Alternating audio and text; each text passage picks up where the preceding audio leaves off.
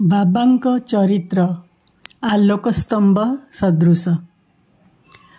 समुद्रर अनेक स्थान रे बत्तीघर एइथिपाई निर्माण करा जाइथाए जे नाविक दुर्घटनार सम्मुखीन हेब नाही कि जहाजर कौनसी क्षति घटिब नाही। एही भवसागर रे श्री साई बाबांक भूमिका एतादृश अटे। तांकर कार्य अमृत ठारू मधुर एवं सांसारिक यात्रा को सुगम करने निमंते अभिप्रेत। जेतेबेले ताहा कर्णपथ देई हृदय रे प्रवेश करे दैहिक बुद्धि नष्ट हो जाए एवं हृदय पुलकित होई समस्त आशंका लोप पाए। अहंकार विनाश द्वारा बौद्धिक आवरण लुप्त होई ज्ञान प्रकट हुए। बाबांक विशुद्ध कीर्तिर वर्णना निष्ठापूर्वक श्रवण करिबा द्वारा भक्त मानंकर समस्त पाप नष्ट हुए।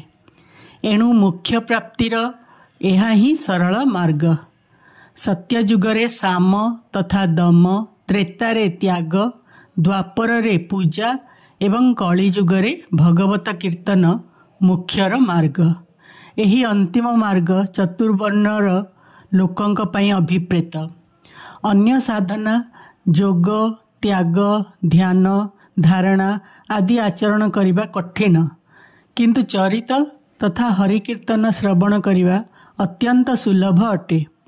कथा श्रवण एवं कीर्तन द्वारा इंद्रिय गुड़िकर स्वाभाविक विषयाशक्ति नष्ट हो जाए एवं भक्त वासना रहित होई आत्म साक्षात्कार अभिमुखे अग्रसर हुए।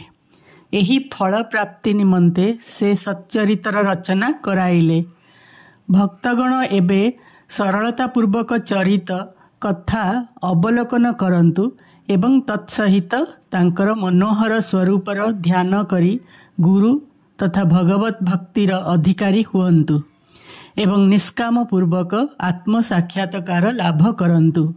साई सच्चरितर रचना सफलता पूर्वक संपन्न हेबा श्री साईंक करुणा।